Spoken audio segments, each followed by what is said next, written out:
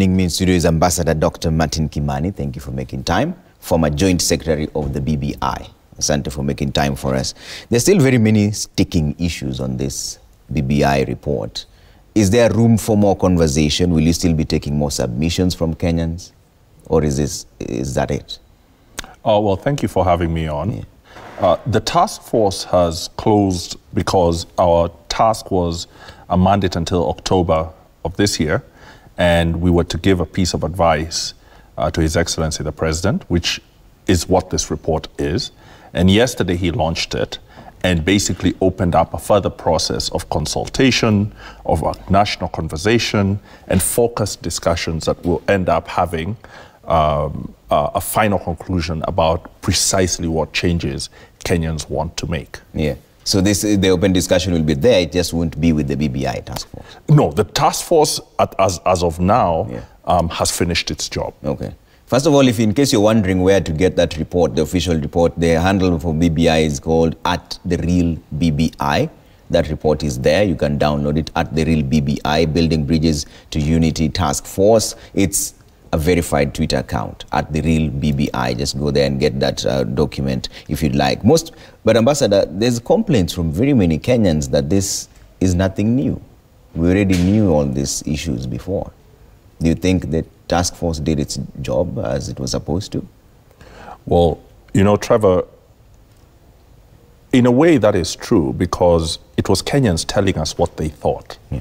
And, you know, in human endeavors, there's very little that's ever new. Like the problems we have are problems people have always had. But the question is, how do we express them? What are the solutions we bring to them? And what's the opportunity to actually change them? And I think the BBI report has many issues that are familiar to Kenyans because it came from Kenyans. Yeah. Like we all know young people need jobs. But what does it say about what should be done? What did the young people tell us that they would like to see done? So I think there's new material, there's some new revelations, new insights, new ways of making the connection. But most importantly is that this moment is pregnant with hope for change. And I think if these recommendations and if this process is owned by Kenyans, then there will be the kind of change Kenyans have been calling for. Yeah. Are you concerned, though, that this is just one of those reports that will just gather dust in the shelves as all the other reports you've seen? No, but of course that's a continuing concern because Kenyans, we do that a lot. But when you look at what happened since March 9th, I think we've come to understand that change in Kenya is bold and sometimes unexpected. Part of the reason we were so optimistic in 2002 was because it was bold and unexpected. Part of the reason Kenyans, to this day, as the task force was going around the country, still embrace the handshake is because it was bold and unexpected. So I think that bold and unexpected moment is continuing. Yesterday at Bomas, who a week ago would have said you will have all the major political leaders in one room agreeing to have a national conversation together. That's unexpected because it appeared as if there were huge differences that could not be bridged. But yesterday showed that they can be bridged. In hindsight, do you think there's anything you'd have done differently in the report? Because there are many concerns from the people that some of those recommendations are very vague. Like I'm looking at one here, you're saying it's on the shared prosperity. They say work towards an economic revolution. The current economy cannot produce the prosperity needed to meet the needs of the people and particularly employment needed for the youth. Yeah. It doesn't say how. Well, it goes on to open up that space. If you go to the report, you will find that there's a lot more detail and a lot more analysis in it. But what it's recognizing is something that's not just Kenyan. All over the world, young people are having a hard time getting the employment they need. There's something about the way the economies are built that means that a lot of young people don't get the jobs they need. And so it advocates for building an economy from the ground up, looking at Mama Mboga, looking at the farmer, looking at that young guy with like a small business, that being the focus of government policy. A lot of times, and globally, the focus is on large companies. What do they need? What do they want? We have to build an economy differently. And if we do that, there's a chance that we'll produce the millions of jobs Kenyans want us to. Yeah. The way the status quo is that it can do very well and it can grow a large middle class, but it'll always have, I think, a significant number of poor people unless there's a particular paradigm shift. And that's what the report calls for. Did the task force have a strategy of implementation, or they just wanted to give the recommendations and leave it at that? It wanted to give recommendations because the mandate that was gazetted was to give advice. Now, it tries to be as clear as to that advice as possible, but the task force deliberately did not try and misunderstand its mandate and see itself as an implementer or as replacing any of the legal institutions that are supposed to be doing this work. So the job was to give the president the advice, then for the president to take that advice and submit it to the processes that are legal and proper. Yeah. You had more than 10 billion for this particular job. What is the strategy to ensure that Kenyans actually understand what came out? What are the next steps? Are you going to go to the counties? Are you going to publish the report, which you already have on your Twitter handle? What next? How do you ensure that there's the buy-in? We did not have anywhere close to that amount of money. I don't even think we had close to 1% of that figure. That's a figure that has just been thrown around the internet. So that figure of billions is not true? It is not true. How much did you have? Well, I am not the administrator, but the figure was less than 1% of that 10 billion, supposedly. And this rumor started going around online. But in fact, this task force, the first thing it did was, unlike many other task forces in the past, we said we're not going to get on a flight to go to another country. We're not going to go do those benchmarking things. So it very deliberately tried to have value for money. So you're saying the 10 billion is a fallacy? It's a fallacy. It's a complete fallacy. But how much then was there? Well, that is something I actually want to sit with the administrator. And that's something that we will determine and be able, because there's a whole process of winding up. Approximately? What was your budget like? Let me not speculate, because that plays into a very particular negative narrative in Kenya that comes from an understandable sense that Kenyans' money is being wasted. And if you look at the report, it is full of very clear recommendations about wastage, duplication. It says, for instance, people in government should not be in business. It talks about standing allowances for people with a salary. Like, I have a salary from government.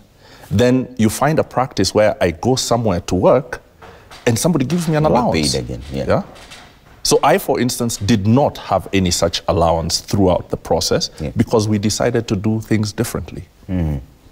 Did you, though, envision an issue where there'd be a lot of conflict of interest? For example, why are the political parties the ones allowed to choose IEBC commissioners? Isn't that the player deciding the rules of the game and and appointing the coach as well? That's a fair question. The recommendation basically says it's not the political party, it is all political parties.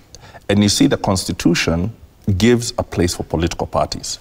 And at the end of the day, it's about having a trustworthy electoral system, but a trustworthy electoral system with the political players ready to accept that it is trustworthy. And so that recommendation really is reflecting.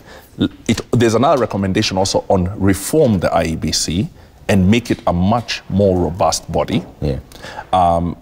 Strengthen the standards of those who lead that body and who are in the commission, who work for the institution, but at the same time, give space for the political parties that have members, millions of members from around Kenya, to be able to be part of that process. Political parties are part of Kenya's political process. They're part of Kenya's constitutional process. But isn't it counterproductive, though? You say you want the IEBC to be strengthened into a robust body, but the politicians are still deciding who's there in the commission. What does that do to the impartiality of the commission itself? Now, the recommendation has been made that way. And what you're now saying is an important point, because when we came to making many recommendations, there was always a pro and con. right? There's always a balancing of the issue. And so this recommendation looks at the history we have had and sees that change is not one silver bullet. It is a number of things. For instance, it calls for a strong, robust, independent registrar of political parties. And therefore, you will find that if you look at the different recommendations and see the picture that they produce, it's for a stronger electoral system. But if you see any single one, it's very easy and, justifiable to say, well, what can this one change do? And would this one change really just compromise this other issue? Yeah. So it's about, let's engage with the report, not because it's a perfect document, far from it, but because it's worth having something on the table that we can all discuss together. Yeah. And then we will get to a far better product than this report for all of us. One of those other recommendations is to get the Prime Minister from government, or from the ruling party that has majority. What if that's the opposition and you already have the opposition lead as well? Wouldn't that essentially then mean the opposition runs government affairs? No, well, in France, that system is called cohabitation. And it has happened a few times in France where the president and the prime minister come from different parties. And it's just a question of that cohabitation being worked out politically. The opposition, one thing the report recommends is for there to be a clearer recognition of the official opposition. And so it recommends that the runner-up in the presidential election can become an ex-official member of parliament and the head of the opposition. Now, at that point, if his or her party is the one in office, those are things that will be worked out politically. The report is not prescriptive in the sense that it tries to imagine that what it has recommended is completely, is like a completely finished product. It's a few principles and the direction to go into. Then the conversation we're going to have, the conversation the institutions are going to have, are going to fill in the gaps where they're there. Okay. And did you envision a situation where there'd be a referendum? Did you think about that when this report was being published? No, we did not. Of course, individual task force members talk about what does this recommendation mean. But as a task force, we have not at any point said there should be a constitutional change, there should be a referendum, no referendum, because that is outside our mandate. So essentially you're saying you just captured the views of Kenyans and put it the way it is, and now it's back to the political class to deal with it. And let me tell you something. One of the things that touched me the most was we visited all the 47 counties. And in these 47 counties, Kenyans would come up with typed memoranda. Individuals, small groups, youth groups. We got 755 of them. Kenyans have a lot to say about their country. They have a lot of solutions to put forward. So the report is the voice of Kenyans. And as such, we hope that change starts with the voice of Kenyans, and that it then percolates and moves at least until the point at which it can be captured in a very structured, official manner, and then changed into the change that Kenyans want. And President Kenyatta yesterday looked forward and showed a small roadmap that he's going to continue filling in the details on. So there are many people are wondering, is this the final report, or there's a chance of tinkering with it here and there? What we call in Kenya ukarabati. Apana. Now, this report, what is in it is going to be subjected to that national conversation. And what emerges will be the final products. And now, if you break the report apart, there'll be things that can be instituted through regulation, things that can be done through policy, and that is a process we have to get into now. Okay. As we wind up, I'd like to know, during the process of going through all the 47 counties, what stood out for you, and what did you see as the biggest challenge we face? The biggest challenge is that Kenyans are having a hard time, that even those who are employed or who have farms or livestock, many of them live month to month or week to week. and they want a chance for that to change. And the way they see politics and the reason to change very divisive politics is because they think that if we could change our politics, then it will give this domino effect to change a lot more of our lives. Okay. In hindsight, do you think this report has captured 100% of what Kenyans wanted? Absolutely not, because Kenyans are free people. You know, there are 47 million people with very different ideas. Yeah.